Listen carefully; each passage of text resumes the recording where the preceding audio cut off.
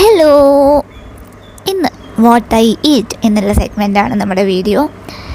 വൈകുണ്ഠ ഏകാദശി ദിവസമാണ് ഞാൻ ഈ വീഡിയോ ഷൂട്ട് ചെയ്തിട്ടുള്ളത് കേട്ടോ.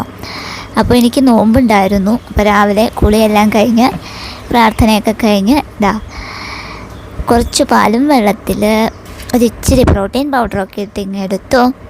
രാവിലെ ബ്രേക്ക്ഫാസ്റ്റിനാണേ. പിന്നെ അരിക്ക് പകരം ഗോതമ്പാണ് ഏകാദശിക്ക് നമ്മളിവിടെ എടുക്കാറ്. അരി ആഹാരം കഴിക്കില്ലല്ലോ, പകരം ഇവിടെ ഗോതമ്പാണ് എടുക്കാറ്.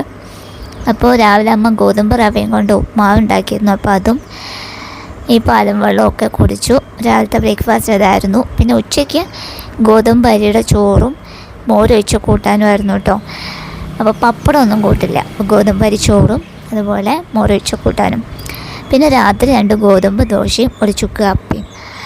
ഇത്രയാണ് നമ്മുടെ ഏകാദശി വട്ടങ്ങൾ വാട്ട് ഐ ഈറ്റ്.